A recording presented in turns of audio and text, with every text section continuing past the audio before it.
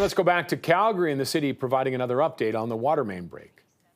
Who stewarded these lands and these waters at the confluence of the Bow and Elbow rivers for so many generations before many of us came to settle here. Today is a very big day for the more than 1/3 of Alberta's population that lives here in Calgary and the surrounding communities of Airdrie, Chestermere, Strathmore, and Tsuut'ina Nation. All of you rely on the City of Calgary to provide safe drinking water to your homes, water to wash your dishes, to do your laundry, and so much more. Today, I am pleased to let you know that we are one giant step closer to restoring full water usage to all of you. I'm incredibly pleased to share that indoor water use can now return to regular, back to normal. And we look forward to slowly restoring full outdoor use as we continue to monitor the system's stabilization process. So to clarify, indoors, you can use your water as you regularly would, but outdoor water restrictions are still in place.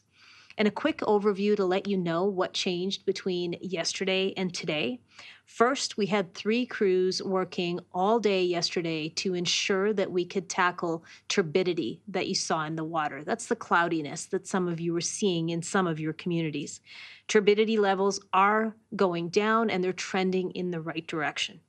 Next, with production safely increasing at the Bears Paw water treatment facility, we're able to perform some critical maintenance and chemical processes at the Glenmore water treatment plant.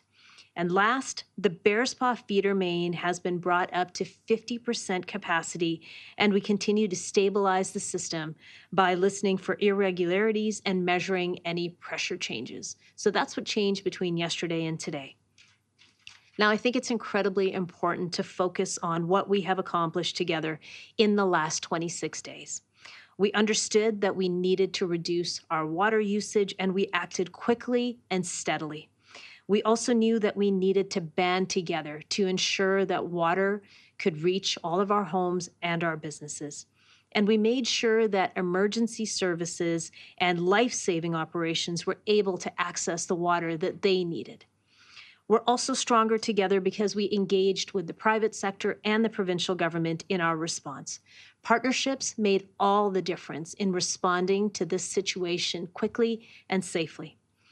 Many Calgarians made sacrifices over these last 26 days, but we know this crisis affected some people and industries differently.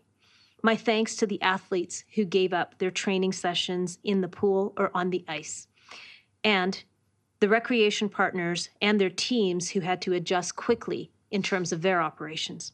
I'd also like to acknowledge that landscapers and construction companies and businesses at the repair sites in Bowness and Montgomery were disrupted by the water conservation measures, as well as the traffic changes that we had to put into place. And to the hotels, restaurants, and brewers and their customers who made adjustments, thank you so much for all of your efforts. You have been incredible people throughout all of this, and you have my sincere gratitude for everything that you have done. Every action you took absolutely mattered and got us to this point. In addition to all of you who have been such great people in Calgary and the surrounding region, there are many people within the city of Calgary that deserve thanks for their roles in publicly dealing with this water emergency. The entire water team who is still on the job and will keep going 24/7 until we are out of the woods. We really appreciate everything you continue to do. The folks who comprise the engineering teams and the repair crews. And within this, there were also so many contractors and private sector partners.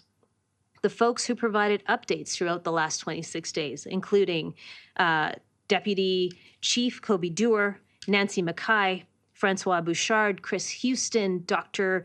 Franco Rizzuti, as well as Calgary Fire Department Chief Steve Dongworth and Acting Chief Deb Bergeson. Our bylaw chief, Ryan Plakaitis, Nicole Newton, and Jen McCarr. These are all folks that were up here providing updates as they were coming in.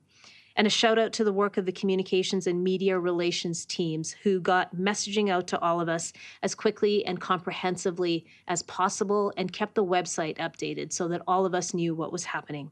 My team in the mayor's office and my colleagues on city council and their teams, thank you for all of the work that you have been doing behind the scenes. To CAO Duckworth and the entire executive leadership team, we're grateful for your support.